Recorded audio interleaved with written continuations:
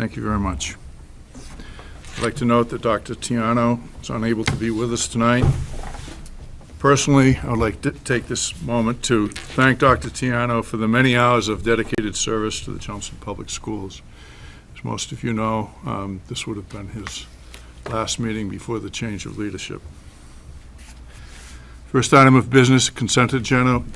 We have 2 sets of minutes. Any corrections or discussion? Let's do the 21st first. I'd like to make a motion to approve the minutes of May 21st, 2015. Is there a second? Second. Motion's been made and seconded to approve the minutes of the public input session, May 21st, 2015. All in favor, aye? Aye. Those opposed? One abstention. One abstention. Thank you. All right, second set of minutes for regular meeting of June 9th.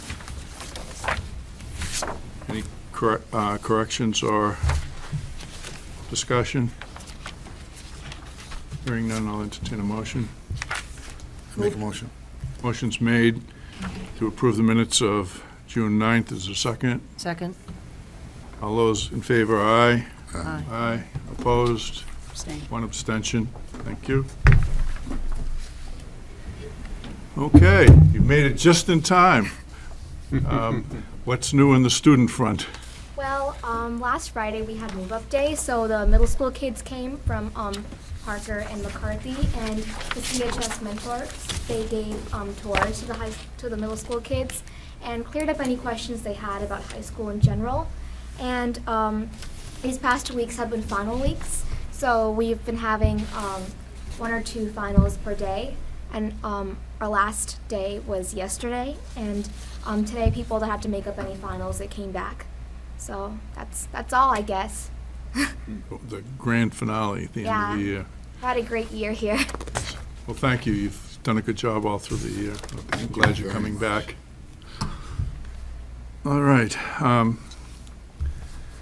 It's now time for any public comments. Please come forward and state your name and address if you plan to speak.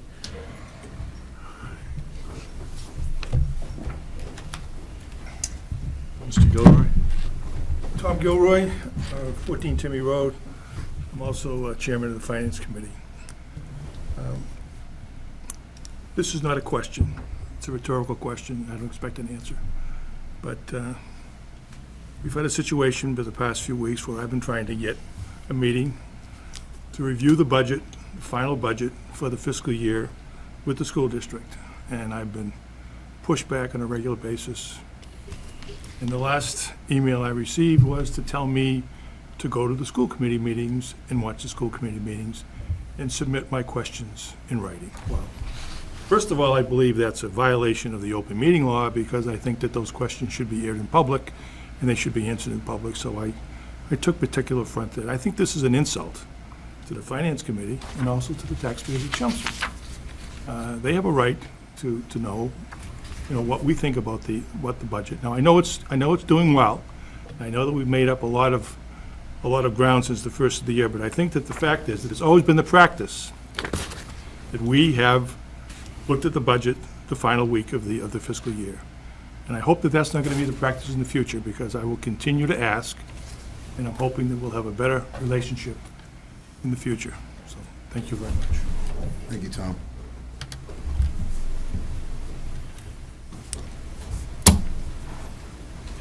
There's normally not a response, but as I've already indicated through an email to you, I will attend, and several of us will attend Thursday night, and we'll at least make a statement. Okay.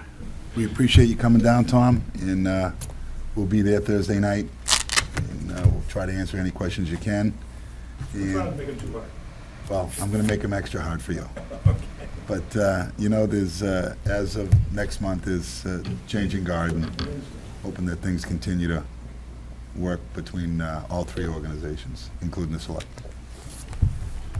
Thanks, Tom. Any further public input? Okay, seeing none, is there any good news tonight? Great news. Today was the last day of school for students. If you had a chance to go on Twitter or look at Facebook, you can see all the teachers waving goodbye. Students will be matriculating. They had an awesome year.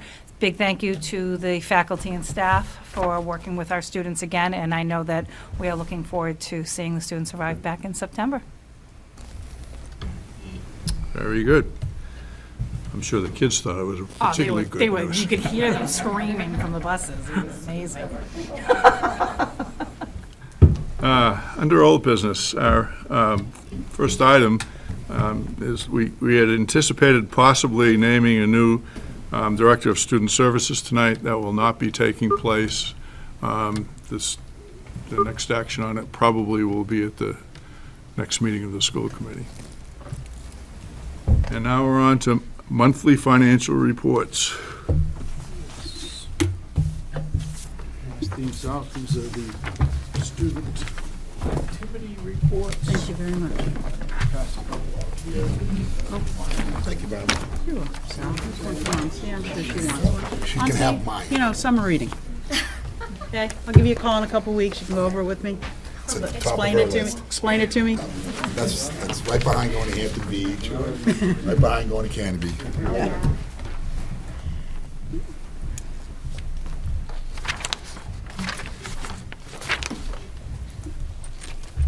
So you have in front of you the student activity reconciliation reports for the period ending May 30th for the high school and the two middle schools.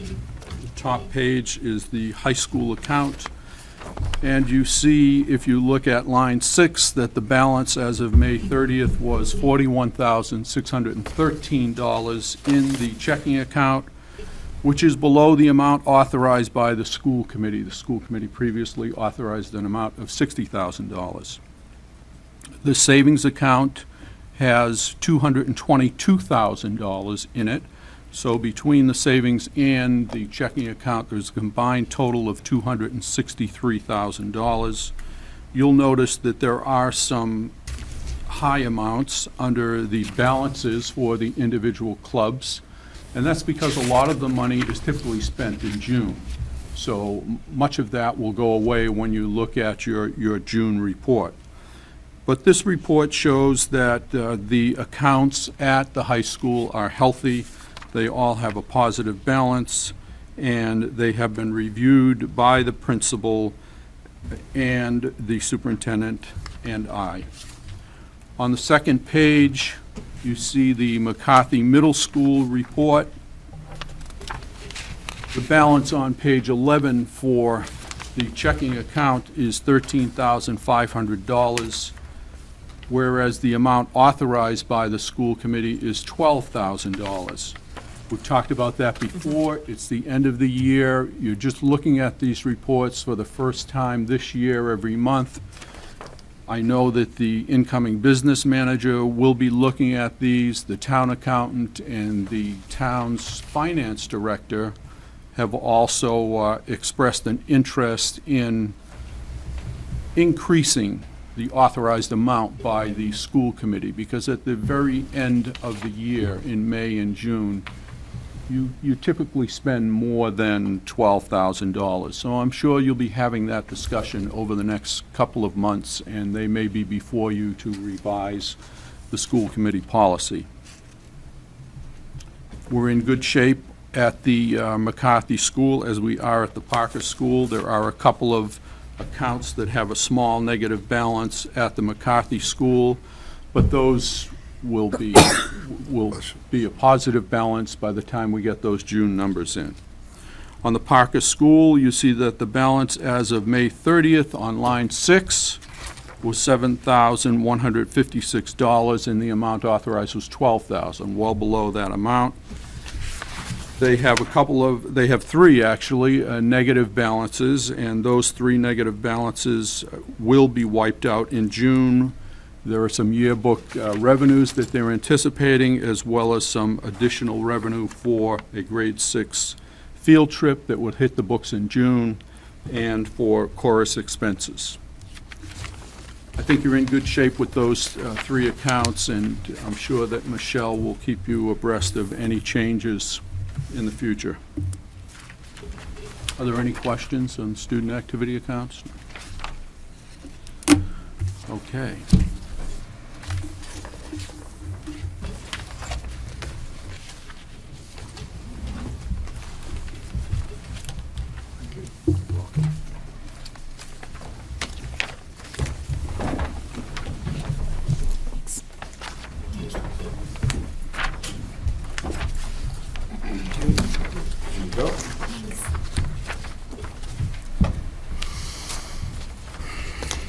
Wow.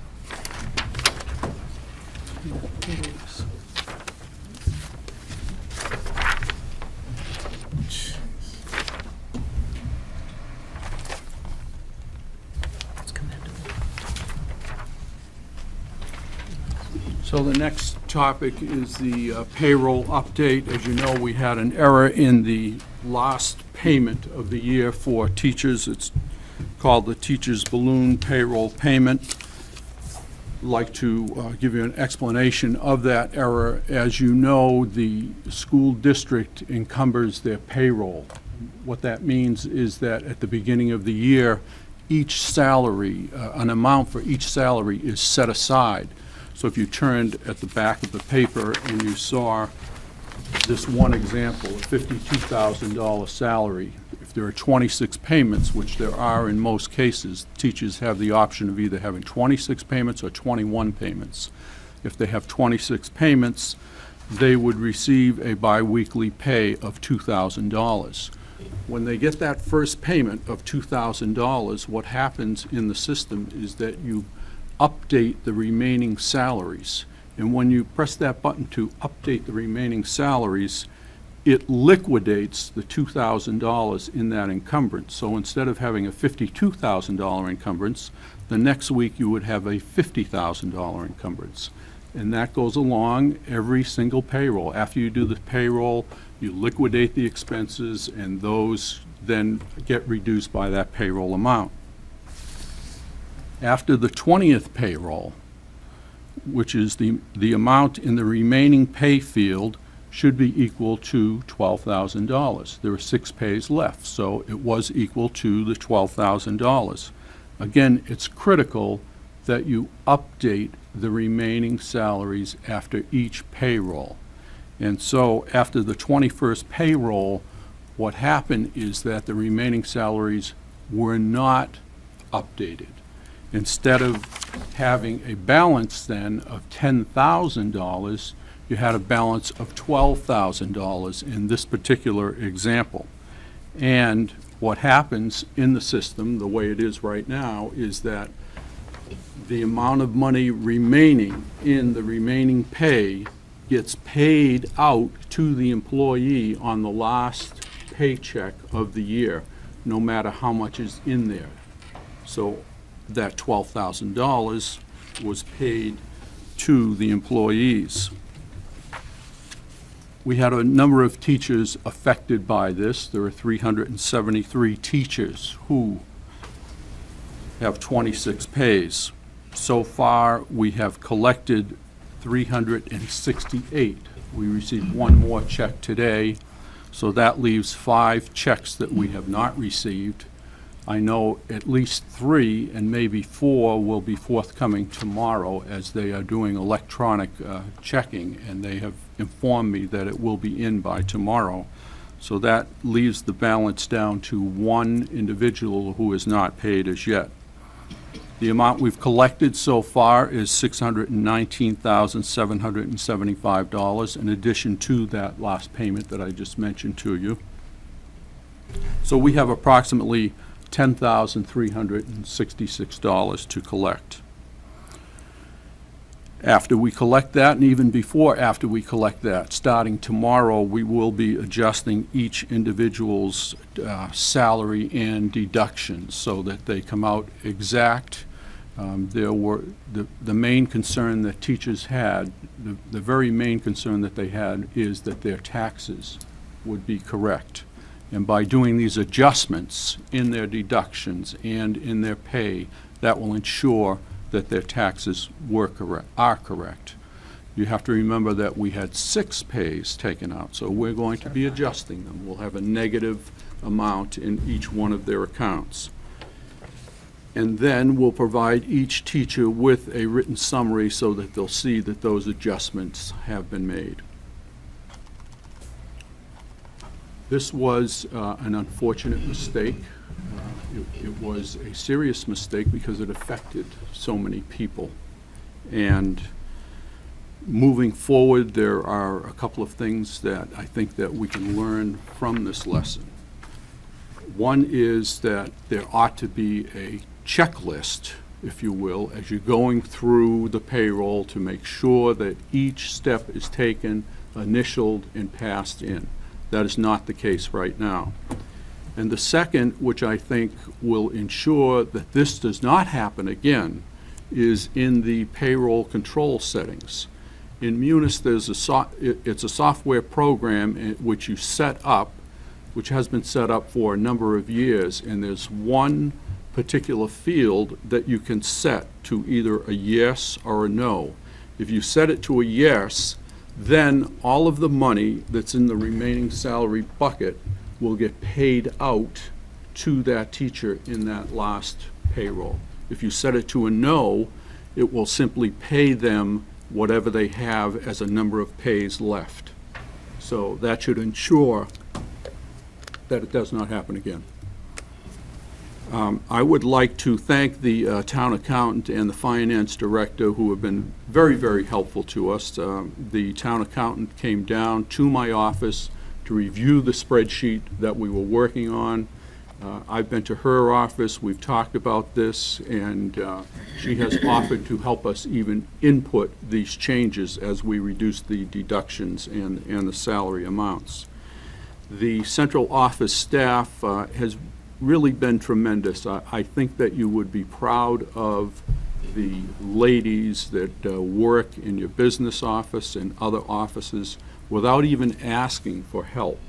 Many of them just came right over and volunteered to help out. The people in payroll in the business office have been working late at night, early in the morning to correct this, and they've all pulled together as a team. They've really done a nice job in sticking together.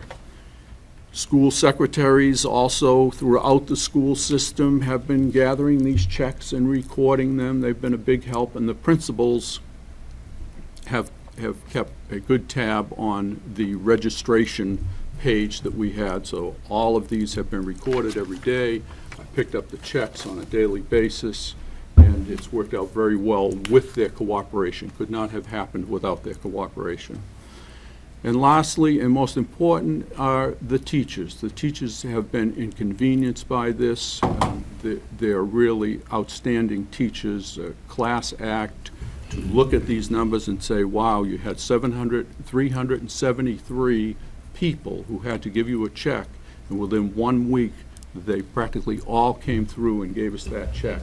It's a testimony to all of those teachers. That they came up with this money. And they had questions, of course, and we answered those questions, but I think moving forward, we have a plan to make sure that those deductions are taken care of and that the taxes are correct. I have a few questions. Sure. First one is, why a balloon payment? Why not just every 2 weeks during the summer, another payment? That's right. That's a good question, and each system does it differently. I was surprised to hear that this is the first year that they've actually done a balloon payment here.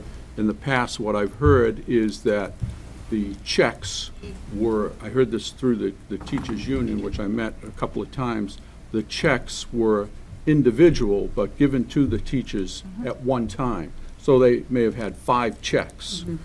Some systems pass out a check every 2 weeks, but it's in the contract that they get a lump sum check. You could change that if you want. It's an option that other schools do use. You would have to negotiate that. That's right. That's right. Yep. But that's been the standard practice. I mean, as a teacher here, I received my paychecks, and it's still almost, it's the same thing as a balloon payment, as if you received the 5 separate 5 checks. Right. But they occur in separate fiscal years? Is that, No, is they're- that why they're- it would be No, negotiated? they're all paid out of the fiscal year that they just completed their them work all at in. once. You just get them all at once. Or you give them out every 2 weeks. But in most cases, the teachers would just prefer to have that money given to them all at once. And in most cases, you have direct deposit. Right. So it's going and hitting their accounts right away. I'd like to follow up a little bit on the question of the fiscal year. I don't understand how this is the same fiscal year. I don't understand why there's a balloon payment at the end of June. I don't either. There should be a balloon payment at the beginning of September if it's going to be in a single fiscal year. The contract begins July 31st, or I'm sorry, July 1st. So we've got a situation, if we follow this protocol, where we're going to pay out a bunch of money on June 30th, 2017, for work that will be defined under the following contract. I don't, this is the only part of it that I don't really understand. I think what you've said, especially about the work that's been done to rectify the situation, is dead on. I think this has been, you never want to see this happen, but I think the response to it, both within the money department and within the teachers who got overpaid, has been outstanding. But I really don't understand how this occurs, because this balloon payment is supposed to cover the summer. But the summer is the following fiscal year. Exactly. And it's the following school year, frankly. I mean, I think of June 30th as the end of the school year. So I just don't understand how it got set up that way. It doesn't conform to the dates in the contract. It's not a change in practice, I will tell you that. In all of the school systems that I've worked, in the very beginning of September, you figure out how much each teacher gets, and you divide it by the 26 pays, or you divide it by the 21 pays, and it's spread out from the beginning of the school year till the end of the school year. The teachers are paid for that year that they worked. It's just that some teachers prefer to get those 5 pays at the end of the year so that it carries them through the summer. So what you're saying is, and to come back to Chairman Rigney's point, they don't go into the next year. You just get all 5 checks prior to the end of the year. That's correct. All right, so I think that's. But that's they're what I- being paid for services Right. The money presumably is rendered encumbered in the in that following fiscal year. fiscal Yeah, year. but the money is No. cut. It's not paying them In for that year. last summer's work, it's paying them for this summer's work. Well, everybody was talking. We just need No, I to agree take with turns talking. They're really being paid for the school year that they just worked. In this example where I said $52,000, they're being paid $52,000 for this year, in this fiscal year. The fact that they're getting the money at the end of this year does not reflect on the new fiscal year at all. It's- So, sorry, go I ahead. apologize. It's almost, we're giving, this is a courtesy. It doesn't go into the next year. We're just actually holding their checks and releasing them or giving them all at once. But they were cut in that fiscal year of the 52,000, to use your example. Would that be accurate? They were cut in that fiscal year so that you could meet your contractual obligation with each teacher for that school year. Right. And it conforms to the rate of pay for the current school year. It does. So I still don't understand why they don't get the why they don't get the balloon payment in September. To start the year as opposed to ending the year. Because because if I would not recommend that you do that, because... I can see where they might not want to do that, but No, I think, I would not recommend you do that, Wouldn't because finish at if they didn't that finish the point, school year. Or if they went to another job. The, if No, I may, oh, if I wait, may just no, elaborate. they've already earned. right, but they're going to They've get that money. earned that money. That's right. As of September 1st, they've accumulated the money that's due to them through the course of the summer. Right, I know what you're asking. So, just so that I can be clear on what I'm familiar with, And I know that Al is also, that if we go back 40 years, they did the same thing. That doesn't mean it's right, it just means this is what the options were in the contracts that I dealt with when I was a teacher, in that you had the option at the time of whether or not you wanted to receive your money from the beginning of the academic year to the end of the academic year in certain numbers of payments, or if you wanted to spread it out over the year, except that it would start in September supposedly and end in August, because that was how they looked at the year, even though you earned it prior to the summer. But it was spread out so that people that are trying to pay bills, that it was easier for them to deal with the money at that point rather than having it all and then not having any money for 3 months. It gets confusing, but that's it. And I think I wrote down what we'll take a look at the language and see whether or not we need to do something different. And just to have a couple of points. First of all, it is in their contract, so there's some negotiation that has to take place. I just want to make a couple of points. I'll start off with the good. First of all, I do also want to thank the town officers, Paul Cohen, Mr. Souza's office, and the entire school department for working hard with you, Frank, to get that done. So having the good out of the way, I just want to ask a couple of questions. You said you were down to potentially one person that... Yes. Okay, that one person, is he or she coming back next year as a school teacher? Yes. Okay, good. My next question is, the Munis. You just identified that, and this has been like an ongoing challenge for me from not being on the school committee to being on the school committee to kind of understanding Munis that has all this opportunity that we weren't really using it to its potential, correct? Some of it, yes, Okay. that's correct. So are we doing everything we could do, Frank, or can we do more in the teaching and understanding Munis to educate our people that are using the system to say, hey, listen, there's this yes button and a no button that you could be using instead of fixing. We learned a lesson the hard way, but are there other teaching that can take place with Munis that we should be doing? Definitely, there are other teaching examples that could go on. Just the other day, we started to provide some training to principals on budgetary matters, looking up budgets, looking up expenses within the budget.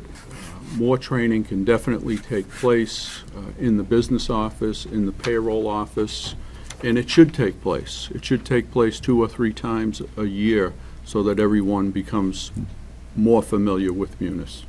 And Mr. Chairman, I understand that there's a process with the negotiations to whether it's 21 or whether it's 26 to Mike's, there's a little bit of a gray area, but we certainly should be reinforcing the constant training on this, because if we did the constant training, we wouldn't even be having this conversation right now.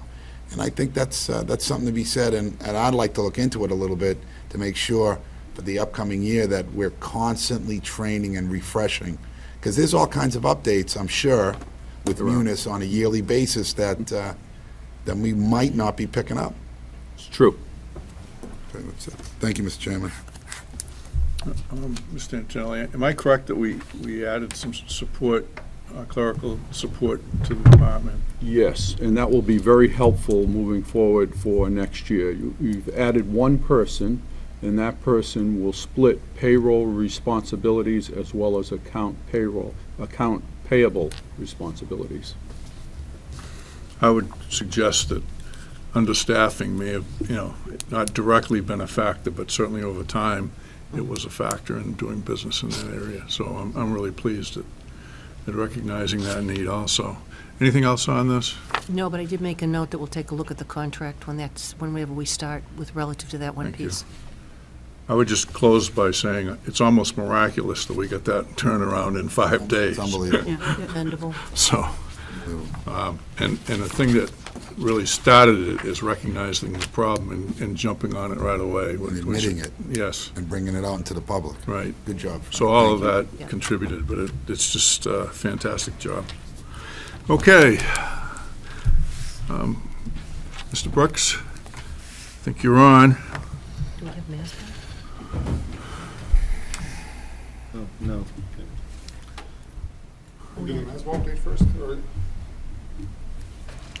What is it? This Masbo report, I could say a couple of words about that. first. I don't have, Don't have that there. oh, Late breaking news. Masbo update. Number 4. No, you don't. no, I don't. Here, why don't you take that? Well, this is the original one I got at home, so it probably changed. I'm sorry. No, it's fine. Okay, well, thank you. We'll clean that up first. Okay, sure. The Masbo has submitted a draft report to us. We're reviewing that, sent it out to a couple of the people, including Brad, and he's reviewed it, and we will finalize that sometime this week, and Michelle, I'm sure, will be bringing it to you at the next school committee meeting. Wonderful. Thank you. Welcome. Okay, now we're set. I apologize, I just didn't have it. I'm thinking, what's he talking about? Thank you. Thank you. So this is an update to, back in December and early part of January, what we did was we met with all of our building principals, all of our team chair people, and looked at our staffing needs across the entire district for special education. And I also did a presentation to the school committee right around mid-December, just talked about some of the programs we have in district, talked about what we're trying to do in our district. And really, what this presentation will focus on is a lot of the things that we've done have really paid nice dividends for our students in being able to create more programs for students in the district and be able to bring some students back into the district who were previously out of district. The big populations that we're seeing and that we have seen, and this is not just district-wide, this is statewide, this is nationwide, is a real explosion in kids with significant social emotional needs, and also kids on the autism spectrum, and also students with some significant acting out behaviors.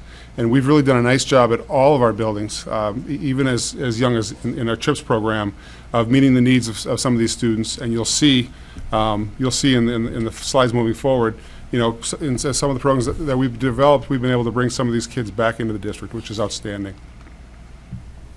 So again, we made these staffing projections initially back in January.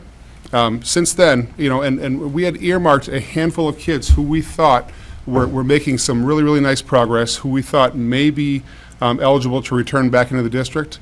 And while that was happening, we also will occasionally use what's called extended evaluations or 45-day assessments for students who are very close to being in crisis, who actually are in crisis, and we will have them go out to we call it an interim alternative educational setting. So it's not a placement, but it's an alternative school setting for us to do additional assessments on students to find out what types of supports would those students need to be the most successful, either in a public school setting or in a private school setting or a collaborative setting. We've also resolved some placement issues with parents through the mediation process. That presentation I did back in March, we talked about the process of mediation that the district will use occasionally, and we've had some good resolution to some placement issues through mediation. And we've also moved students into what's called less restrictive environments. When students are eligible for special education, we always want to educate them in the less restrictive environment with their typical peers, with as much exposure to their typical peers as they are able to have. So how did we do?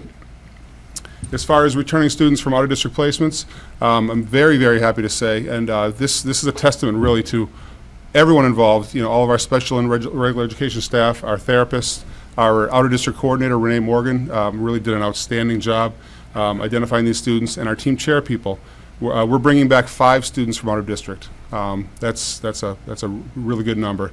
2 at Chelmsford High School, 1 at Parker, 1 at McCarthy, and 1 at Byam. If you see on the bottom, we're bringing these kids back, and we're setting them up for success. However, these students will still need a significant amount of support to be, in order to be in our public school settings.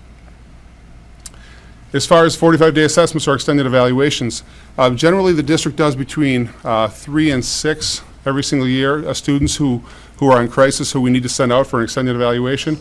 This year, and I did the math for everyone, we're bringing back 2 out of 4 for 50%. And the only reason why that number is relevant is because historically, between 1 and 5 kids will come back from out of district. So the district average and the state averages when kids go out for 45-day evaluations or extended evaluations, roughly only 1 in 5 of those kids come back. we're bringing back 2 out of the 4 that we sent out this year, which is really, really good. Both students that we're bringing back are not returning. I'm sorry, they've already come back. Did not return to their initial school that we sent them out from. Both students went into one of our specialized programs that we have in the district. As far as creative resolving issues through the Bureau of Special Education Appeals, this spring, the district participated in 2 mediations right here at central office with a mediator from the Bureau of Special Education Appeals. This is a free service from the state that the state offers for districts and parents to try to resolve issues. In these 2 particular issues, both sets of parents were requesting out-of-district placements. The parents had advocates. One parent had an attorney. We worked very closely with these advocates, these parents, these attorneys, in creating programs and making some changes to existing programs for the students. I'm very happy to say that both these mediations resulted in both of these students staying in the district. So this is great as well. And moving students into less restrictive environments. So as we know, some students have significant needs based on behavior or medical needs or complex social emotional needs. We have one of our students at an out-of-district placement. This student transitioned into a program that offered him some more independence. Generally, the less restrictive a program, the less expensive a program is. So that was a cost savings for that one young man to move into a program that was a little bit, allowed him some more independence. We also moved one student off of a one-on-one. The student had a one-on-one because of some significant behaviors when he was younger, and we moved that student into a program that offered him a little bit more independence as well. That's also a cost savings. And then in addition, I want to highlight the program that we have at the Parker. Presently, we have 8 students in the New England Center for Children program at Parker. We are moving 3 of those students out into the resource rooms at the Parker Middle School. So, 5 examples right there of kids making strides, making independence because of either programs that we have in district or with working with kids that are out of district and trying to get them to be more independent and working with them. So as a result of these 5 students coming back into the district, of the 2 students that we kept in the district through mediations, and of the students that were transitioning out of Parker, we have some staffing need changes based on that differ from the initial projections back in January. This includes 4 total paraprofessionals for the district, 2 at Parker, 1 at Byam, 1 at McCarthy, and 1.5 additional special education teachers, both at McCarthy. One of those special ed teachers will be in our life skills classroom. Presently, we have 1.5 teachers in there. Next year, we're going to have 17 students in there. That's the highest number we've ever had in that program. And then one full-time teacher for our McCarthy Assistance Program to account for some of the growth and some of the students returning back into the district as well. So if you look at the bottom of the bottom of the page, the total cost for these additional staff, if we take 17,252, which is the para step 1 times 4 paras, it's right around $69,000. And then we base the teacher salary on a master step 3. That's been the watermark that we've used when we've done all of our staffing projections. Might be high, might be low, but it's right around where we bring people in at. 1.5 teachers times the master step 3 rate would be right around $80,500 for a total of just under $150,000 to add those 5.5 FTEs. What cost savings are we seeing as a result of bringing these students back into the district? So back in January when we presented our initial budget, what we did was look at all of the students that we presently have out of district. We look at the number of students that generally either move into the district every year, that need to go out for 45-day evaluations, or that need to go out for outplacements throughout the year. And we came up with a pretty solid projection of a tuition number. These 5 students that we're bringing back were part of that initial projection. So 3 students are coming from collaboratives and 2 students are coming from 2 different private schools. And I was purposely very vague with naming the collaboratives and the private schools as to not give out any identifying information. But this is the cost savings that we're seeing from bringing these 5 students back into the district, right around $269,000. If we also look at The two students that we brought back from these extended evaluations, if you remember, right around 1 in 5 students would come back. We're bringing back 2 out of 4 students this year. Based on a collaborative rate of generally where we would send these 2 students or where they would have gone had they needed to stay out, each one of those students would be right around $45,000 to stay out. So you can look at that as a cost savings, as that's money that was built into the buffer of out-of-district tuitions that we avoided having to send out. And then the 2 students that I mentioned that are transitioning to less restrictive environments, 1 student changing programs, 1 student moving off of a one-on-one. All total, those save right around $135,000. So bear with me as I explain the cost savings. So that first slide, the 5 students coming back from out-of-district placements, that's the 269,258 number. And then the 2 students that we're moving into less restrictive environments, that's the 44,310. So the total money that we initially back in January budgeted that is no longer needed to be budgeted is 313,568. The money that wasn't budgeted but we would have needed to spend had we sent those 2 students out would have been an additional 90,720. So if you look at the total amount of money that the district is saving by not sending this money into private or collaborative placements is right around $400,000. What this doesn't take into account is the 2 students that we successfully kept in the district through mediation. I didn't throw that figure in there because that's another kind of a what if. It didn't happen, it didn't need to happen. We came to a good resolution through mediation. It also doesn't take into account the savings that we're going to see from transportation. As you know, we just negotiated the transportation contract. The out-of-district transportation contract is for through Tremblay Motor Coach is right around $750,000. We're going to see savings on that, but I didn't list that in there because it's difficult to project savings because it's dependent upon how many students are on a van. If you have 2 students going to, let's say, the Landmark School, or 4 students going to the Landmark School, it's the same exact price, so the per pupil cost differs depending upon how many students are on that van, depending upon if there's Tewksbury or Billerica students on that van. So 404,288 is the total number, total savings from bringing these students back into districts and avoiding kids from going out of district. And so if we compare the 2 side by side, the staffing increase costs, for the 4 paras, right around $69,000. For the 1.5 teachers, $80,500. Total additional costs for staffing, right around $150,000. And then if we add up the savings that we're seeing from the success that we've had with these students and giving them more independence, is right around $400,000. So a difference in a positive swing of right around $250,000. And I throw this last slide in there. Special education, there are some definites and there are many, as the years go on, unknowns. And this slide was in the presentation that I did back in December. There are so many what ifs and needs of kids can change on a dime, and the district will need to react immediately to the needs of these children. But these are some of the things that come at us that we don't know are coming at us sometimes. We have a couple of students who are in cost shares right now. One parent will live in Chelmsford, another parent will live in another community, so we're cost shares. Sometimes we're unaware of that until we receive a letter in the mail from DCF or from the Department of Education that we are now a cost share community. Students becoming hospitalized, so I left that slide in there just to special education of the ebb and flow of how the years can go on. So that was, so what I'm proposing, what I'm requesting is for us to hire 4 additional paraprofessionals for the district and 1.5 additional special education teachers for the district, contrasting with the amount of money that we're saving given the success that we've had with bringing students back into the district. Do you need a vote on that tonight?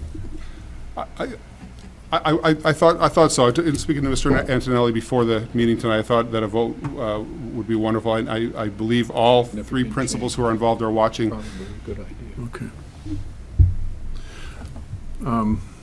we will be taking a vote. Are there questions or discussion before we head in that direction? So you've talked to Frank Antonelli about how this fits into the budget, Yes. and this is fine, and how the numbers will change at some point, that we'll have to see the changes. That's right. You would have to see the changes because they would be coming from your contractual services accounts, moving over to your salary accounts. No, I said that. But we never approved those lines in the first place. Well, that's true, not of the 15 budget. we didn't. However, we can start to make the habit, the practice of doing that for this year. So will, at the next meeting or at some point, either you or Michelle will have what those numbers will be as they have changed? This is my last meeting. I think I Kinda know what open. that Not means. have those numbers Nice for us try. at the next meeting. But I'm sure that Michelle would be happy to provide that information. And you will be happy to hear it from Michelle rather than me. I don't know. We've enjoyed having you Thank you here, so and all of the much. details and all of Mr. Lapoli? the help. A couple of questions. Let me understand this. If we approve this, there'll be a total savings of 404,288 Well, if we approve that. with the addition of the new teachers? No, I'm sorry. So the total savings that we're seeing is 404,288, but what I'm asking to do is, let's add to our staffing FTEs, and so that number is the 149,530. So the actual number, when the two are teased out, is right around $254,000. So there's a real savings of approximately, right now, if we were to approve the additional people that you need, or the additional resources, there would be a total net savings of 254 at this point. Yes. Because that last slide says, be careful. That last slide is the what if. Yeah, I get You the never what know if. with special education. So But- let's just help me a little bit, because you've been in the business so long, Mr. Brooks. Help me with the transportation. Can you give me any kind of an understanding of what it potentially could be in savings, sir? What I could do is look at the routes that have been created by Tremblay Motor Coach, and I could narrow that number down. So we pay per bus. So it's X amount per day, $150 per day per bus. If there's 5 students on that bus, it's a $30 per student cost. If there's one student riding by his or herself, we're paying that full $150. The luxury of being in a contract with Bill Ricca and Tewksbury is that we're seeing more savings, because those outlying private schools that we send students to, we have a student that attends a school in Boston. You know, if that student's riding the bus with a student from Tewksbury, now we're splitting the cost of that bus. So that's why it's difficult to narrow down that. When would you be able to let us know what that cost savings are? I think this might be one of your last opportunities. I could reach out to Tremblay Motor Coach. We could look at the bid with them, because they've begun to put together the routes All right. and get a better number for that. So, first of all, I'm sure that that those students are, what you've suggested is exactly what those kids need, no less. I'm thrilled for all these students, because this was the ultimate goal. You know, sometimes students need to go out because of, because of significant acting out behaviors, or because of we don't have specific programming to be able to meet their needs. But the resources we're adding is exactly what these students need. Absolutely, yes. No less. 100%, absolutely. Okay. I guess We're bound by their IEPs. We couldn't give them a watered-down version of what they were receiving. I want our taxpayers to hear that.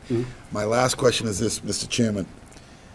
I sent out a memo to everyone on the board. I sent it out to Dr. Tiano.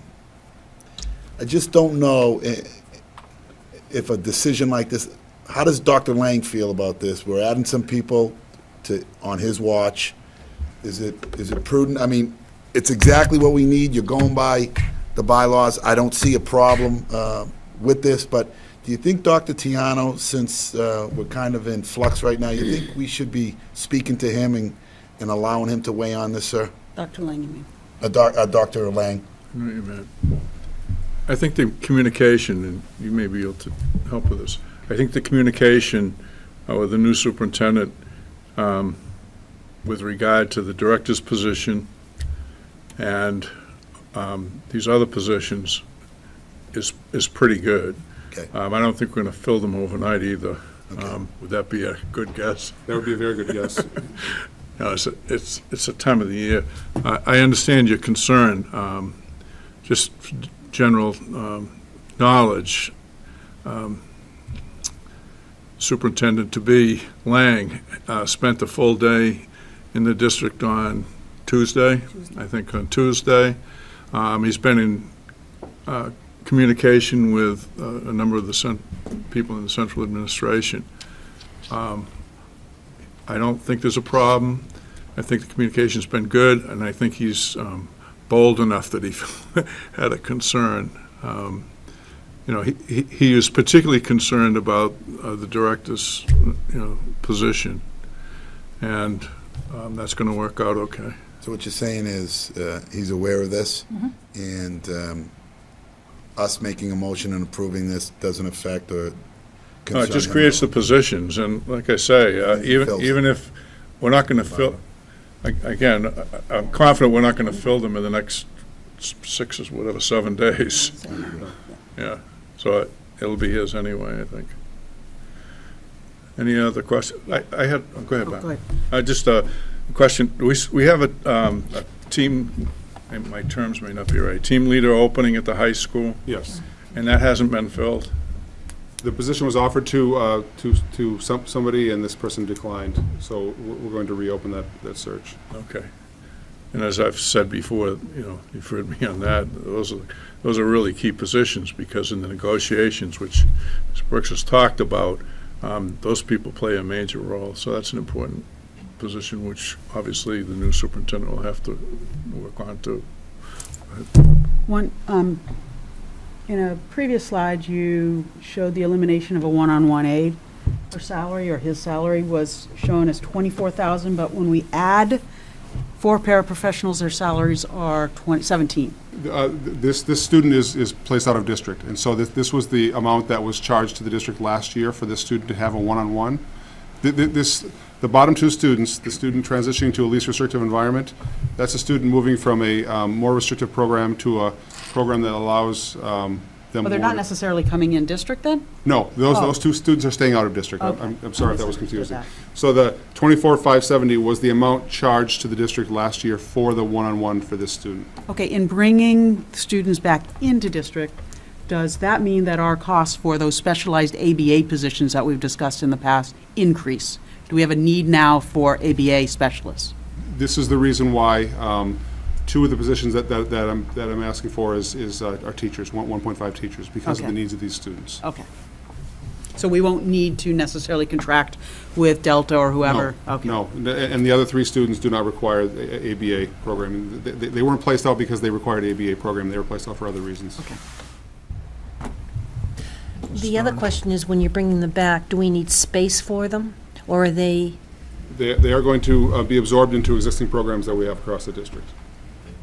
well, I know that you said that, one of them was the life skills classroom. The life skills classroom at McCarthy is bursting at the seams, but we're going to be okay next year because we've got some creative solutions to, with the 4 grades and the scheduling. We've come up with some good ideas for that. Right, because I know that there's like limited amount of classrooms in some of the buildings. So to bring certain ones back, we have to be a little more creative in what it is we're going to do with those students. Any other discussion? Yes. If I may just make one comment, whenever you add staff members to a budget, there are additional costs. That's right. In some cases, the school district does not see those costs, specifically health insurance. That's a big item. There's a savings here, but if Paul Cohen were in the audience right now, he would be telling you that's going to increase the town's budget. Is that what would you say, maybe 20% more? It's hard to say because you don't know whether or not they're They need the even going to insurance. take the insurance. Do they need the insurance? So you have to do it on an individual case by case. What about your share of FICA and FUTA? What about your share of those expenses? sir? There are additional expenses that the town picks up that the school department does not. In some towns, the school department will pick up all of those costs. It will be part of their budget. In this town, it's not. But I just wanted to bring that out so that you would be aware of it, because I'm sure that Paul will be calling you Security, anyways and that's telling you something that. Brad, is the .5, would that be an existing person whose Yes. role expands? So Yes. that's at least one person where you wouldn't have to worry about that. So new hires. So if that's a person that we already have, I'm sorry, I should clarify. So presently, we have a we have a 1.0 teacher who's split between McCarthy and Parker. This person would remain as full-time. We would need to hire an additional .5 teacher. So it would be a new person. Yes. new body. A new With body. the 1.5 and the 4, you're talking about 6 new hires. Yes. Yes. Yep. Okay. I'm just concerned, 20,000. before we go ahead to vote, with Mr. Antonelli's comments, I don't know whether we need to discuss the impact on the town budget before we vote. Any feeling on that? I mean, I have no idea what the If- impact would be. At a point, we become paralyzed. What we're being told tonight is that this is being recommended to give our kids what they need educationally. I don't think we can be completely oblivious to financial implications, but I don't think we can be afraid to do what's right for the kids, because, I mean, we can put a ballpark number on it, right? If say it's 120,000. That's before you have savings on transportation. And I think we have a responsibility to the kids. If we can put them into a less restrictive environment, we need to do that for them. Short of instituting a hiring freeze and really giving away our authority to make financial decisions, I'm not sure how else to address that. I think very I well don't think we put. shy away from it, Mr. Chairman. I think we move forward and show Fine, I that just wanted to financial raise the people will issue. work out the numbers. Okay, in that case, I'll entertain a motion for 4 paraprofessionals and 1.5 special education teachers at McCarthy Middle School. Is that correct? Correctly The stated? 4 pairs are split between Byam, McCarthy, and Parker. And the 1.5 special education teachers are both at McCarthy. Okay. Do you have to spell it out like that, or can Yeah. you say, make a motion to give special ed the resources they need? No, Let's- we're always specific. Yeah, let's include The it. number of people? Yeah, Evelyn? and where, and location, because then it becomes very, very specific. Generally, then it could change, but this is what you're requiring. We've always made it specific, unless there's another list. This is, So, Yeah, I think just in terms of our authority, this would be a motion essentially to transfer costs from the contracted services to payroll. That is well within our purview. To start to make rules about the actual location of various payroll Done it employees before. is not necessarily within the purview of this committee. Right. That's typically been seen as operations and left to the discretion of the administration. I don't mind making that, I don't mind, supporting that motion. It reflects what we've been told tonight, but I think the meat of it is in the transfer of our costs from one line to another. on occasion, we've made motions for very specific FTEs at specific locations. With regard to this, the wording that you had is a little bit different, so Well, at maybe this moment, we don't have a motion, so we can make it any way you want.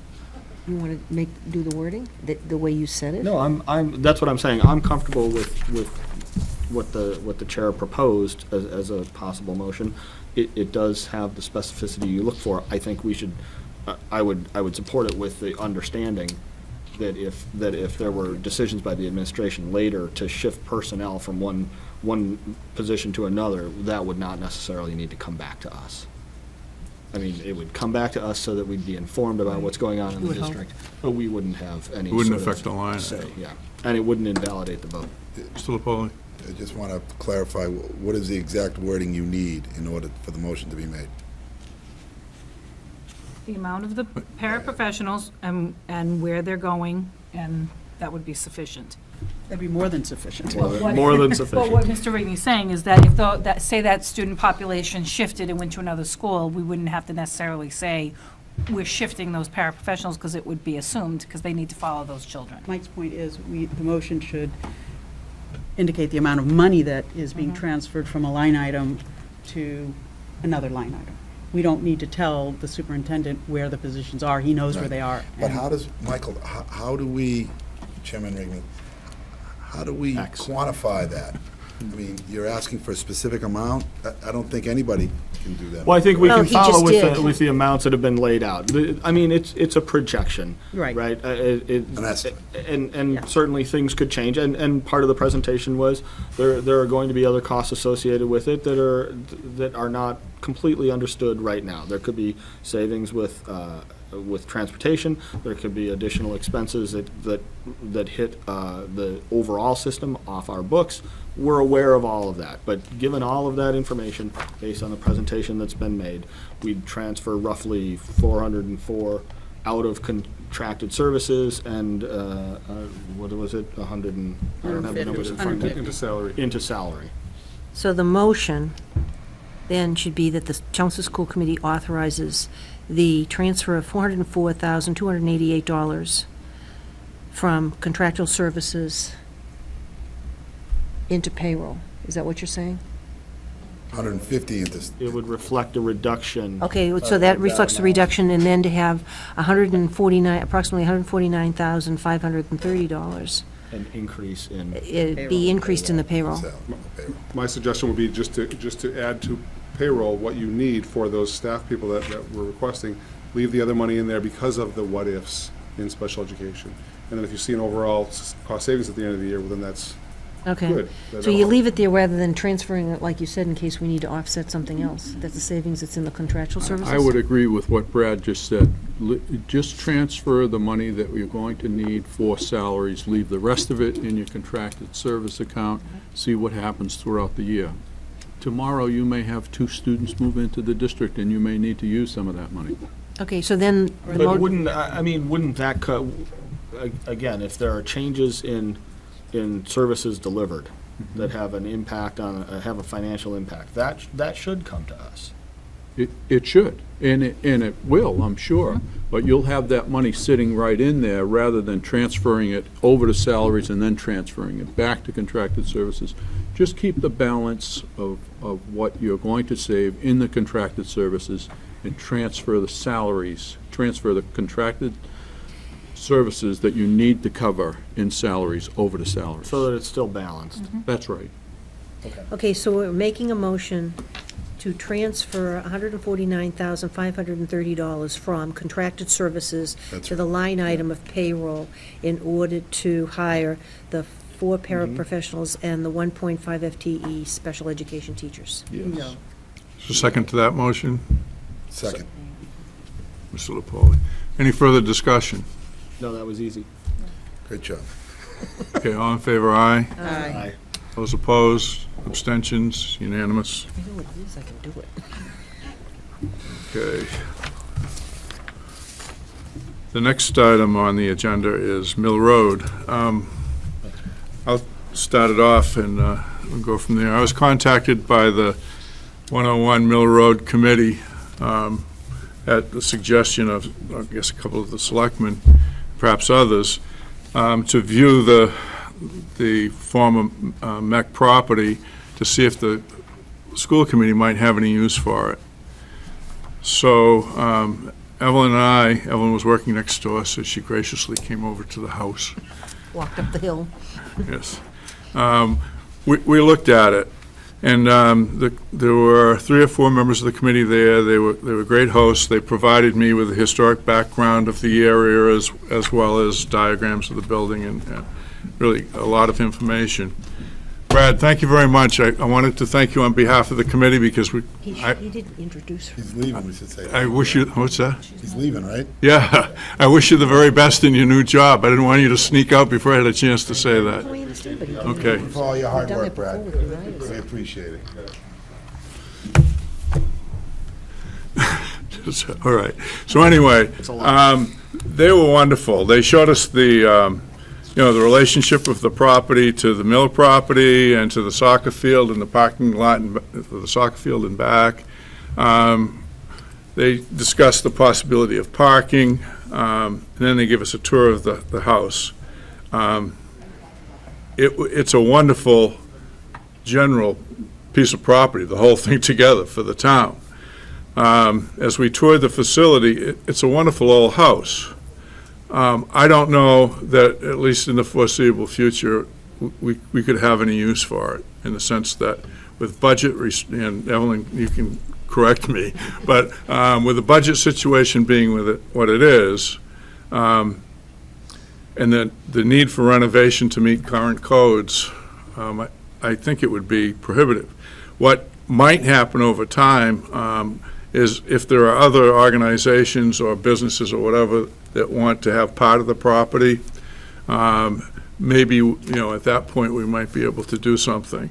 The one thing, community education was mentioned as a possible use for the area because of the need for classrooms for kindergarten, full-day kindergarten, if we ever get there. And, the new superintendent mentioned the possibility of offering out-of-town students to fill spaces in our special education programs, which are smaller in nature, and it might be okay there. For us to take on the whole thing at this time, I personally don't see it happening, but I want to stress, I wish we could do it, because that whole area, combined with the mill next door and the fields, it would be great to have productive use of that. And the challenge of that committee, obviously, is to make it happen, which is a major challenge. Evelyn, would you like to comment? Well, one of the things, we did have the discussion with them, we offered like some different solutions that we might do. We're not ready to do anything, because we don't have any long-range plans with regard to what we might do with community education, because we don't know the timeline as far as full-day kindergarten goes. We have a new superintendent coming on, and we don't know where special education may go. And if you did put some of those programs in that building, you'd have to make them ADA accessible, which it would be an expense because it goes up 3 floors. There may also be some other structural issues, and you don't know what else you're going to get into once you get into the building. Because I noticed some flexing in the floor, so I'm going, okay, so what's between the floors? But, and there was some other pieces. It was very nice if you had it as offices, because there were enough bathrooms in locations. But again, for us, as something that's long-range, that's not something where we're at. I mean, if we ever thought we'd take Westlands back, if we had enrollment issues, community education could have offices there, but then if you have other programs, you would again have to make it ADA accessible, and it isn't. I think the committee has to report to fall town meeting also, which gives a sense of the pressure that they're under in terms of time. And we just, I don't know where it fits in what we would currently be doing. Yeah. But we could have Dr. Lang go out and take a look at it in case Right. maybe sometime in the future it might be something that is in the back of his mind that we might be able to access. There are some issues on Mill Road, coming out onto Mill Road at that point, and the line of sight.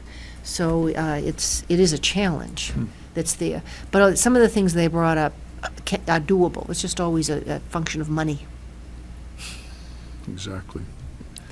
Well, again, I want to stress that the committee they were very gracious hosts, and They were very nice. it's a wonderful property, the entire property for the town, and I hope in some way they can work it out, but I don't think we can help right now. Okay, next on the agenda, field trips. I I'm guess I sorry. just didn't understand that Okay. agenda item. I'm sorry. Are we being asked to make a recommendation, or? We were or invited. to- We were invited to look at it and see if there's any possible use. And I just, And the conclusion is that there is no possible use? well, Because Not in the I gotta foreseeable. say, if we're looking for things for Dr. Lang to do, There you go. touring 101 Mill Road is way down my list. And I don't wish to leave people hanging or with the impression that there might be some interest. I don't know exactly what the offer was, but until there's a firm offer, I feel like there's not really any offer. And we have no, I can't see any situation where we'd have a use for that building under the current circumstances. If there were a proposal to modify it or to rebuild it to school specs, I guess that would be something, but my understanding is that that's not on the table right now. There is nothing on the table. Basically, the committee has been charged with trying to find people to use the building. Well, I think it might And- be helpful Yeah. for them and a kindness from us to be clear that we're not interested in that and that they should pursue other opportunities without thinking in any way that we might be coming in 6 months or 12 months. I guess I understand Michael's opinion, Chairman Rigny's position, but I would also like to say this.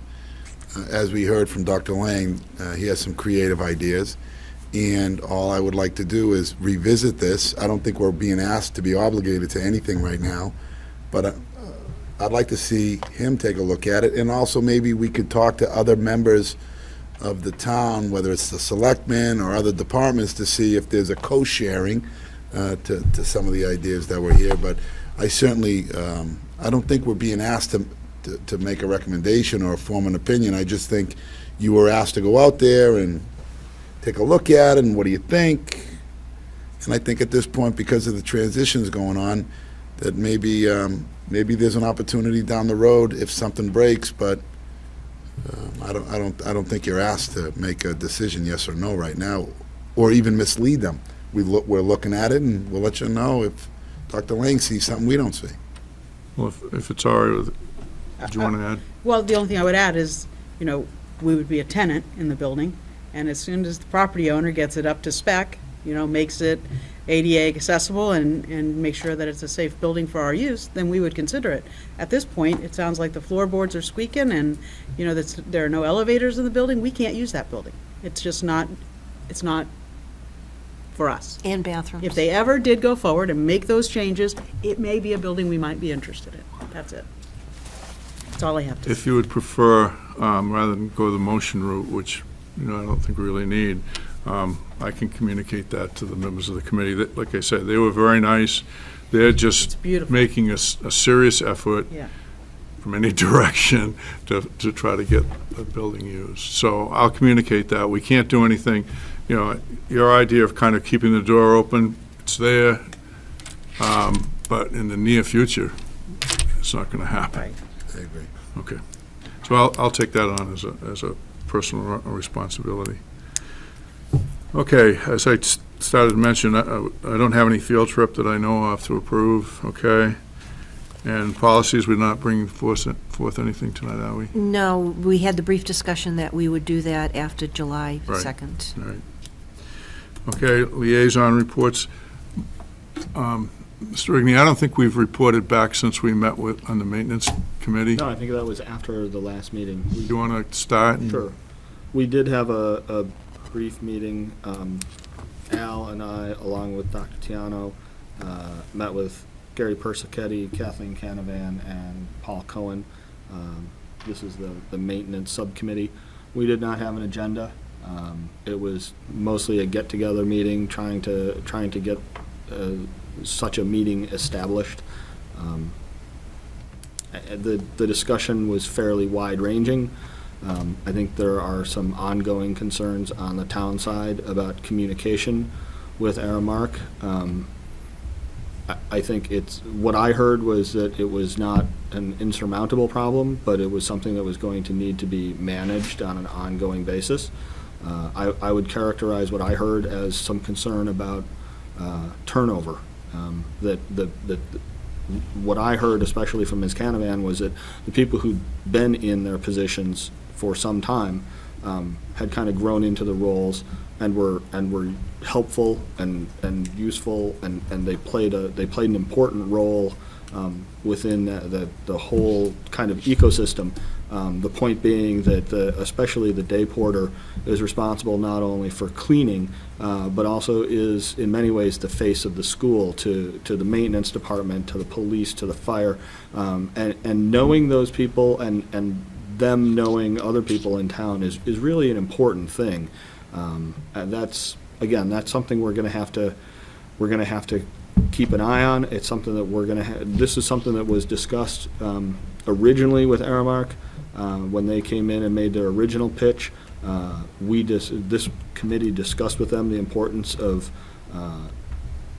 consistency and tenure in the people that they brought in. They assured us that they were aware of that, and that they would work on getting a similar sort of length of service as what we'd had before.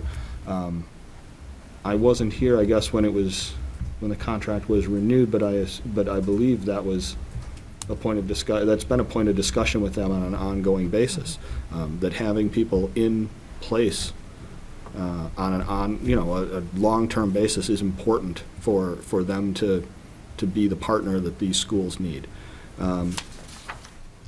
Beyond that, I think there was some brief discussion of other long-range plans, but I wouldn't. I thought say anything one concrete. important point, at least in my mind, that Mr. Persichetti brought up was that he believes that it's too much responsibility for the finance and business manager to check on the work being done by the custodians. And he suggested another position that would focus on that, and that the money, which is always an issue, would be well spent in that, particularly with the night shift. I think the night shift is a greater challenge than the day shift, because everybody knows the day people. The night shift, they're not known, and there aren't people around, and it's more challenging. And, just to put it personally, would you like to go and check on all the custodians? I don't think so. I thought that was a realistic idea. Whether we can afford it or not is a point of future discussion. But the secondary schools have always been a greater challenge, particularly the high school, because it's so big, so many doors, and it's open, virtually all the time, except when people go to bed for a few hours. So I think I've made note of it as something, for further discussion. But if we could find the money, and, he picked a number, but he's more expert in the area than I am. The kind of figure that he was talking about is around $45,000. But I really think if we can, personally, that if we can't afford it, it would be well spent, because then there would be, virtually a day-to-day accountability. And this isn't any criticism of people in the finance positions. It's just that's a job by itself. They don't need anything to check on custodians or anything else. So I thought that was a very, very important part of the thing. Mr. LaPoli? A couple of questions, Chairman Rainey. And maybe you can answer the question, Chairman. Is Aramark, is this a pilot program, number one? Number two, is this a new business that they're trying to get into? No, Aramark does have other contracts where they have custodial services besides the food services in other locations. So this is not a new thing that they're doing. And How old it's is not a it? pilot program. How old is Chairman Thorne? Committee Thorne. Old as, I'm not sure. How long have we had them? How long has second three-year has Aramark been in this business? I don't know. Whenever Al and I came on, it was 2010. I don't know We how were- long they've been in the business. The In the- one in the thing is, that custodial business. we are the first district First that they've had in Massachusetts. Massachusetts. Okay, so it is a new program to In- Massachusetts. For Massachusetts, and there's been, there was some discussion that was part of the rocky early start. They came in and they're working, is it Nashua and Manchester, I Yeah. believe. In fact, New Hampshire. the guy who's helping out right now as an interim had been working in Manchester. So, I mean, he's familiar with this kind of geographic area, but I don't know how many other Massachusetts districts Aramark services. I think it's also worthy of note that part of selling us, if you will, the program is that they wanted to be successful. They wanted to make it work. They'd do whatever it took to make it be successful so they could sell it to other Massachusetts communities. And it's hard to remember that sometimes. Right, but there's in hiring another person, whether we have the money or we don't have the money, is that we have a private contractor that we are paying for services. They're clearly defined services, and now we want to have somebody that's going to monitor the private services. Is that what Gary was of it. asking? Somebody who's I mean, we don't assuring- have one now, and I don't think that's good. What is the cost? Has anyone ever told us, maybe Frank, you could help us out to get this question. I don't know if you can answer this question. But has anyone ever told us what really is the savings after we've gone through a couple of cycles of what this? Yeah, I would say that the 200 to 300,000 is a realistic number. If you look at the end of the year reports, what we were paying in the janitorial or custodial lines in aggregate before the switchover and after the switchover. That said, it depends on those lines being accurate. But if you can't trust the lines, then there's no conversation to be had whatsoever. So if you believe those lines are accurate, yeah, it's probably in that neighborhood, and that's consistent with what we saw in the bids to the RFP. Was that was approximately the amount that Aramark was below other private providers. I guess I just don't understand two things. First of all, we give a contract to an outfit, we change the whole system around, we create a lot of controversy, and we were told a lot of promises. So far, I'm hearing complaints, whether it's theft or areas aren't being cleaned. Now we're asked to hire people to monitor them, where I don't feel comfortable with that. So I want to say just a couple of things. I think we're letting them off the hook a little bit by hiring someone. And if it is a full-time person, I think maybe we should be looking at, can we create a stipend for an existing person within our organization? Instead of hiring a full-time person, we give a little bit more responsibility to someone else. You know, is it really a full-time person going from school to school to check if the janitors are doing their job? I think once they see that somebody's checking on maybe some kind of a part-time basis or an additional stipend basis, maybe they'll get, they'll fall in line a little bit before we put out another 40 or 50 Gs, because to Frank's point, when we say 40, it's never 40. I guarantee you it's 20 to 30, maybe even 30%, because it's the public sector as opposed to the private sector. So, I mean, we're talking 53,000. And I was with more you than that, but- until it became our responsibility. But we contracted with them. Let them hire that person. You're not doing the job well enough. You need to figure out a way to do it within the contract. And if that involves you hiring someone to oversee the work that your nighttime employees are doing, that's what it takes. Well, I think the problem is that there's a question about whether or not they're actually fulfilling the contract. And so- Exactly. So what you're talking about hiring is less a supervisor and more a compliance officer. And we can't, I'm not gonna I let love the them. compliance officer idea I'm in not a gonna broad let them area. hire the compliance Why officer. don't we have a conversation with them about reducing what it costs us to hire somebody? I like the person answering to us. I like the compliance officer answering to us. Let them pay for it. That's right. In a reduction of their contract or some adjustment. Let that person be responsible for us, because if they're working for us, they'll be, or Dr. Lang, they'll be much more agreeable and looking out for our best interest, as opposed to if they're working for them, this compliance officer, they're gonna toe the line for them. Well, to be fair, that's the role that the principals have been asked to play. And what we've heard from the principals is that they're okay with where we are right now. I mean, I don't know how much more we can do. I think But what Charlie Mr. Caleri sat in that chair, sir, and he told us there's no problem in the bathrooms. In the meantime, you can't go in the boys' bathroom and the girls' bathroom in the high school. I mean, that's just ridiculous. I don't know what to say. I mean, what are we supposed to tell Aramark then? That even though the guy that walks around with the custodian says it's okay, we think it's not okay. Yeah, I know, Michael. Well, so I mean, how are we gonna enforce compliance with a contract when we've got people inside our own organization saying, no, actually it's okay, actually it's not so bad, and it's better than it was in some places. This is a problem. It is, Mike. And I think what Mr. Persicetti's suggestion is, one of the things that struck me was that it harkens back to the structure that we had before we outsourced. We had a supervisor of custodians. Yeah.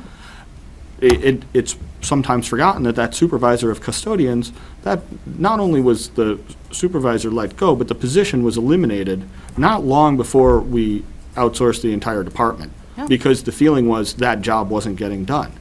And so why carry that salary if they're not having a positive impact? But to broaden that and getting back to your compliance officer, I mean, why not, if possible, have a position where they, they're overseeing that Aramark contract, also the bus contract, making sure that the complaints are answered. Any contract that we have is adhered to. So everything is being complied with. I think you're back to hiring another person. Right. But at least we're getting more benefit. It's not singular benefit, hovering over a custodial contract. It's broad. They're not going to hire anybody because they already have the Right. person They- who's they the head have of, their- right. we've gone through, 3 people? Right. But that person, that's his or her job. Job to make the But are they custodians going do to their tell us job. that things are rotten? No. No? Right. And to go back, I can't get over, when we think about it, to have a previous financial person responsible for checking, That's it's not going to happen. So we shouldn't even pretend. Right. Don't even give that No, you're right. responsibility to somebody Well, unless and they I- can do it. Yeah. But when we all know that the bathrooms of the high school are not clean, Montesi, speak to Oh, us. don't drag But her we in. all know that, Bob's So, right. but what we're saying is, be honest with us. Don't tell us they're okay, because we know they're not okay. This is a very complicated issue, just to throw, I mean, I think that essentially there's one person on a lot of the times in the high school during the day. Yeah. Shipment comes in, a truckload, doesn't matter what's going on, they gotta unload the truck. And if it's snowing outside, they got to clear the walks. Yeah, so to say that they're gonna, to expect them under the present situation to regularly monitor the bathrooms and clean the cafeteria and unload trucks, and that's why they can offer a lower bid price to come into the But district. it's not only the best is a bargain, Mr. Chairman, and right now, you don't have I the know. best. So I'm looking at this, and to Michael's point, the committee, Rigney's point, we're saving a couple of 300,000, still in flux, but you're not getting what you need, and it's only, and now we're having some really major issues, the police will tell us that, but I think this is a problem that needs to be discussed further and options put on the table, because, man, oh man, what we think we're saving, we're really not, because I think we're affecting the quality of the high school or some of these other schools, the kids, of what they expect and what the parents expect. Okay, it's just, those of us that were around at that time, or just after it was proposed, we're trying to get in kindergarten, I agree with you. Right. and we're looking for $200,000 and $300,000, not another place. We need to address it in the best way we can. We need to continue to think about it, and we welcome suggestions from anybody that has a great idea. But we have to be realistic too. I mean, I don't see us. Well, a quote that I've used numerous times. I don't see us buying that out any more than I see us buying out the user fees. I mean, they're Yeah. both things that might need to be done. But if you don't have the money, you don't have the money. Well, and I think you've got to talk about, it's not just about another 200,000 or 300,000 would get us to a different company. But to bring 25 positions back inside the schools, that's considerably more than that, especially when you Right. factor in the benefits. Right. I think we are in a situation here, as Mr. Thomas says, that That this is bridge will gonna, burn. this is gonna be an outsourced function for the foreseeable future. I just cannot see any way to get it back in-house. I would love to have it back in-house because I think it makes the chain of command easier. I don't care whether it's within the schools or underneath the town. If people want to put it attach it to the town maintenance department, I'd be fine with that too. But I think the town has the same struggle that we have, is that they're going to be dealing with a contractor. Yeah. But to your point, if it's not a wholesale change, and I get it, well, then maybe we shouldn't be looking at a $200,000 or $300,000 savings, but looking at $100,000 or $150,000 or $200,000 savings, but getting what you need. Maybe that's the problem. Maybe we're trying to extract so much money out of the savings. Maybe we need to give a little back, to get more people to protect and to take care of the situation. And that's something we could talk about both with other contractors and with Aramark. If you've got one person there, well, how much cleaner would it be if you had two people there instead? It's putting some extra folks on the job. If that's what they tell us they need to do to get the job done, now we're talking dollars and cents. But there still has to be some kind of trust factor. Yeah. And I think, especially what I hear from you guys is that trust is not there. And so we're gonna have to do some trust-building exercises with them. And sometimes that means doing walkthroughs, and maybe it is a compliance officer. It costs a little bit of money, but if it gets us to a point where people can talk back and forth openly with each other, then I'd say that's money well spent. I think Mike, this there was an opens the incident. discussion to see where we're going. When is Aramark's contract up? 30 days from now. We can give 30-day notice Right, for but I wasn't- convenience. Right. And are they looking for another 3-year contract, 2-year contract, do you know? No, it'd just be, I have not met with them, but my understanding is it's just 1 year, and like Mr. Rigney said, I'm sure that there is a clause in the contract that if you're not satisfied, you can sit down with them and say, it's just not working out. Well, I think that maybe as a future agenda item, that we have a discussion or bring them in, because we haven't had them in since the person left, have that evaluation and, maybe, take a look at the schools and see where it's at and ask how many people are per school, who are they, have them give us a report on from their perspective, but then also have us prepared to maybe take a look at some other companies and put it out to bid. But I think we're a little late to do something like that currently. I don't know, what's the timeline on Actually, on when doing they RFPs? got renewed, it was for 2 years, and that was last January. Yeah, because I thought that we Not had this- extension So on this that would have contract. been through the end of next June. It would be the current contract. That's what I I mean, thought. if you want to take that as a point to work to, then I think that's fine, but I don't think we should hide behind the fact that there's a contract, because the truth is, if we really think that something needs to be done, we can do it. That's right. No, I'm not trying to hide behind anything. I'm trying to figure out a timeline and what kind of next actions that we need to have. I mean, And when are we going to do I think to them? Mike's point, you have some time, because it's a 2-year deal. Mike's, Well, you if said I'm the end hearing of Mike the next right year, way, right? Mike said, listen, they're 30 days. In other Right. words, if they're not doing the right thing, they're out in 30 days. Is that what you're trying to say, Mike? Right, but we yet have to a have something to 2-year deal. replace it. Yeah, we need someone on the, We have time to discuss this and do this the right way. That's right, that's what I'm Mike asking. is explaining to us that you have an out in 30 days. Right, but you can get them out of here in 30 days, but we've got to have something to replace them. Yeah, So that's well, where I'm right. at, We- in that if we have some time to take a look at this, then what we can do is to see what other companies are out there, see what the comparable costs are. In the original thing, when we had the approximately $300,000 in savings, those numbers are in the Melanson and Heath report that we have when they did what they could with what they had with numbers. So you can take a look at the custodial lines, and then you take a look at the, when you go back and you make the comparisons in with Aramark, and you can see what those numbers are. But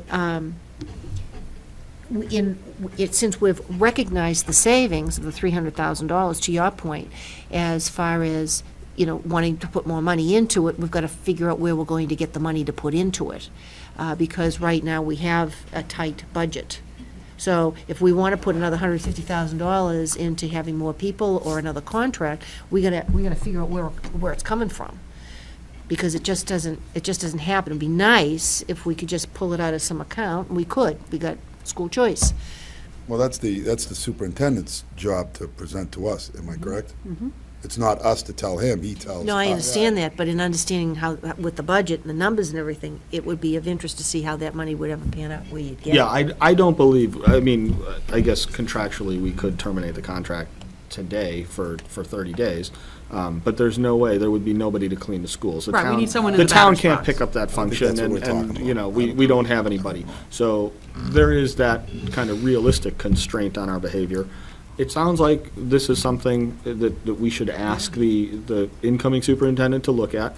Probably it would be the responsibility of the incoming business manager to kind of look around and tell us what the lay of the land is. That's right. Do a report. And at the same time, I think, you know, we need to make sure that we keep talking to the folks on the town side, that we keep talking to the people in the Aramark, the Aramark contractors here about what our expectations are. And I don't think it's unrealistic or you know, overly aggressive to ask them for information on how long people have been in their jobs, to present things like that, and even to present their own evaluations of what the various school cleanliness is. It's a starting point. We don't necessarily have to agree with it, but we've only had that presentation once. I think they should be told that we're extremely disappointed with what's going on in some of these schools. Presumably, they're watching tonight. I hope so. We should let them know personally. Yeah. Yeah, I agree. I think there's no substitute for face-to-face conversation. We have to have that. I agree, sir. I think it's a combination of suggestions that have been made, and it's not going to go away, so I'm sure we'll get to, I've made a note in terms of action items, so. Are there other liaison reports that hopefully aren't as long? The only one is to remind everybody that the Mass Association of School Committee Conference down the Cape, there's an early bird special. We save money. If you think you're going, let Debbie know. And I just want to report on the Council of Schools, Sure. because two teachers, well, two members of the staff were recognized for the impact that they had on two students' educational careers in the Chelmsford Public Schools. Every year, the seniors are challenged with the question, what staff member or just a member of the school system had the greatest impact on your education while you were in Chelmsford schools?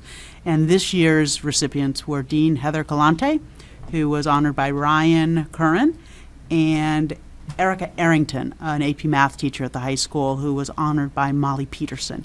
Both the teachers, deans, and the students receive scholarships, and we say congratulations. Very good. That, a similar thing happens when the Students of the Month come to Rotary. They often include praise for one or more teachers, and my understanding is that Principal Caleri, they had faculty meetings on those same days, would go back and, you know, and tell the people, you know, that they had been cited by the students. And there's no question about it when it comes from the kids. And some of the names are the same, but there's a real cross-section, because you'd expect to have a lot of teachers cited. If you're meeting different needs, you need different skills and different people, and some people don't understand that. But yeah, it's great that does take place, because the teachers need to hear how valuable they are. Anything else in terms of liaisons? All right. These are things that I have made note on for carryover. We'll do new things and then go back if we need to. With regard to money on hand with the schools for the activities, it probably needs to be addressed through both policy and collective bargaining. And related to that, we need to make sure that there's appropriate financial training, so we can we should look back and see what we have with regard to policy on that.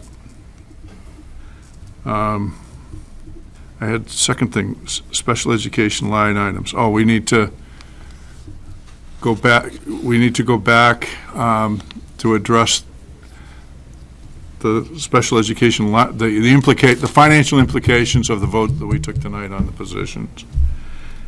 And I just made a notation about Aramark. Was there anything else that we needed to, or I needed to follow up on? Well, you don't need to follow it up necessarily, but Dr. Brooks was going to try to come up with some kind of a estimate of the savings on transportation. At least that's what was part of a discussion that we had when you were sitting here. I have, and something that has slipped off the list that I think is pertinent in light of the discussion tonight, and that is to have the current job descriptions for all personnel. This was something we talked about.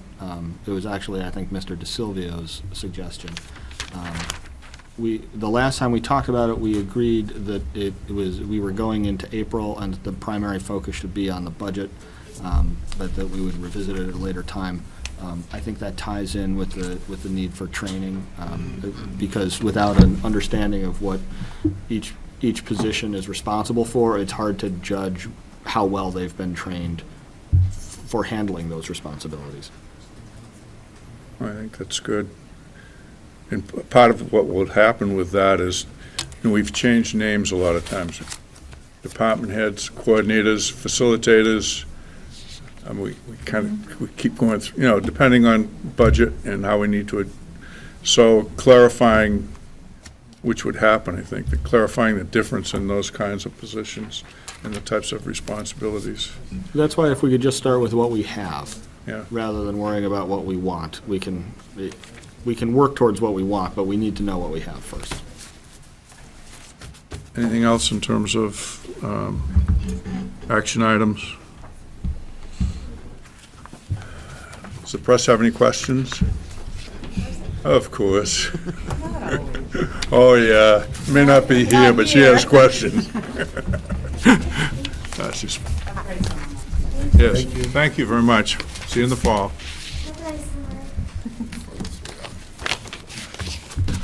So Alana Melanson, Lowell Sun, you guys already know that.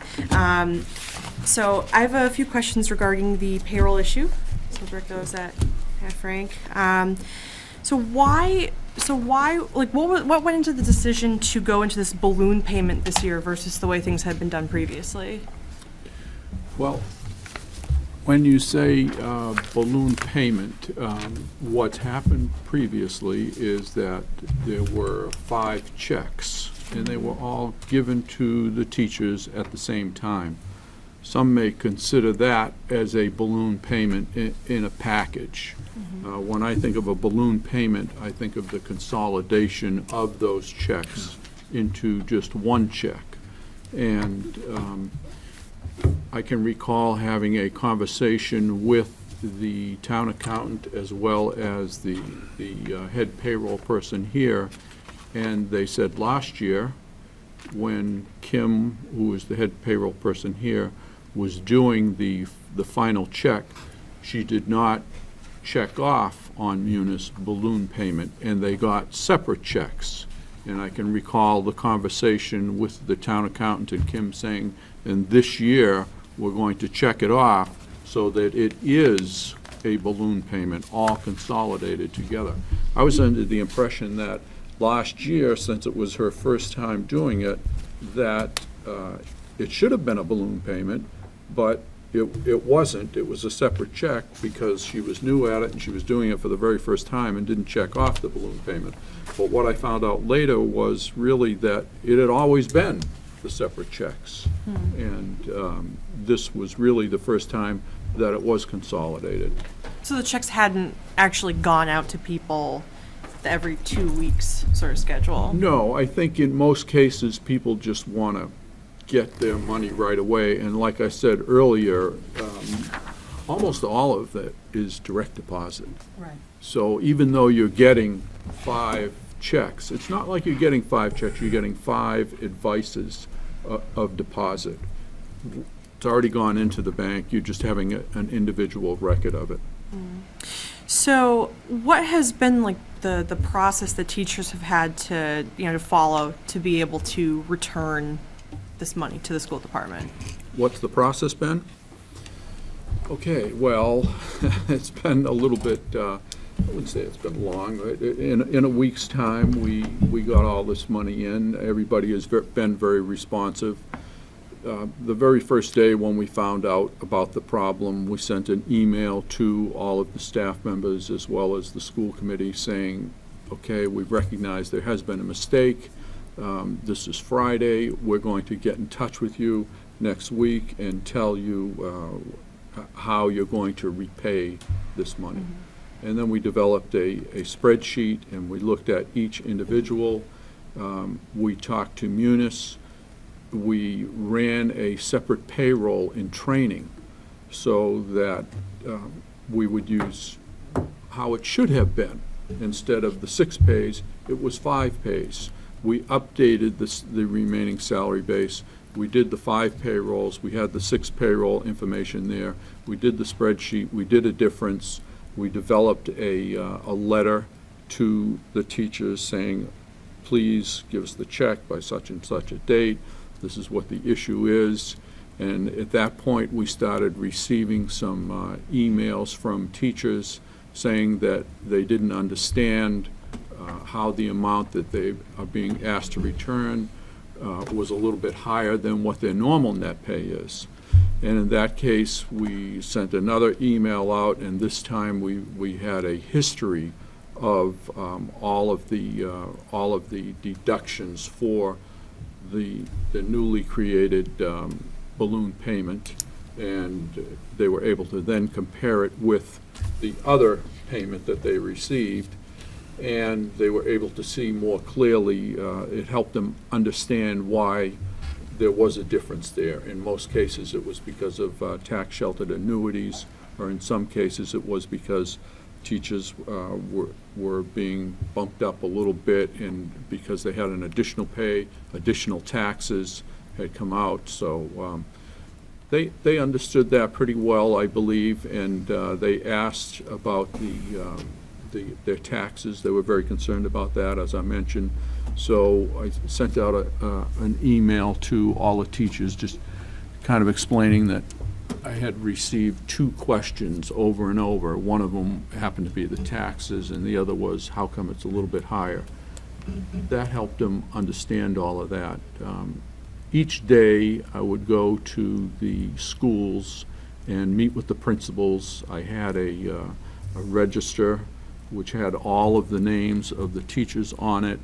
They had to sign for the letter that we sent to them, so that it was proof that we were reaching out to them and giving them that information.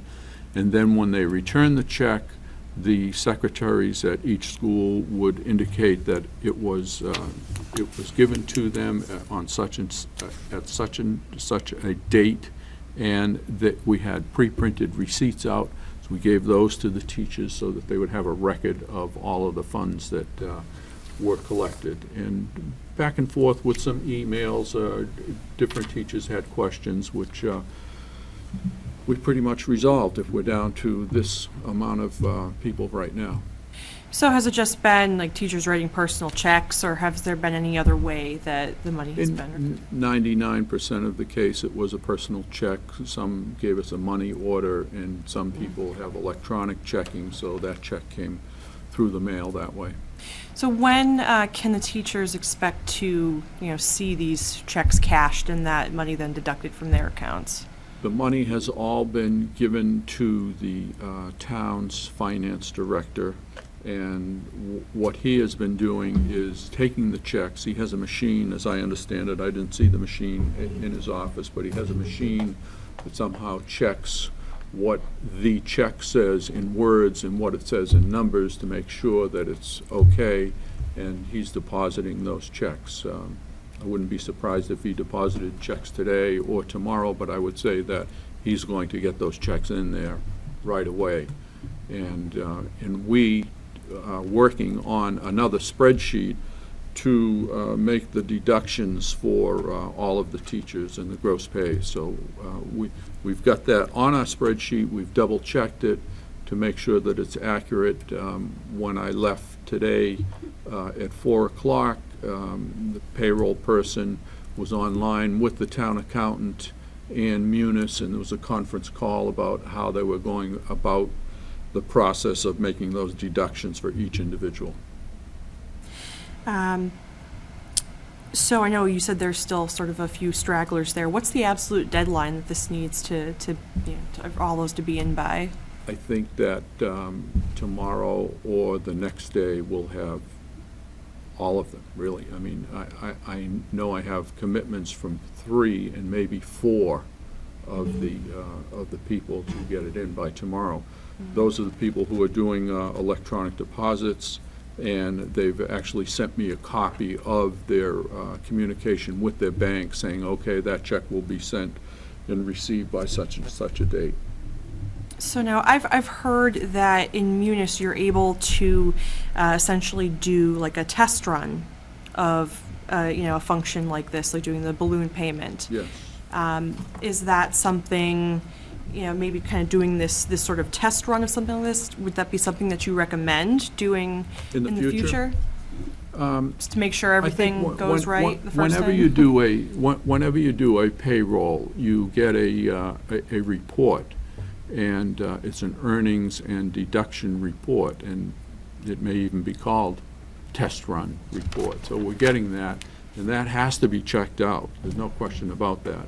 But the feature that I think will be very helpful for this district moving forward is when you go into the payroll control setting, and you change that setting so that the very last paycheck of the year will not just take what is left in the remaining salaries, it will take the number of pay periods remaining and multiply that times the actual amount that they're going to receive and give them that and not what's left in the remaining salary bucket.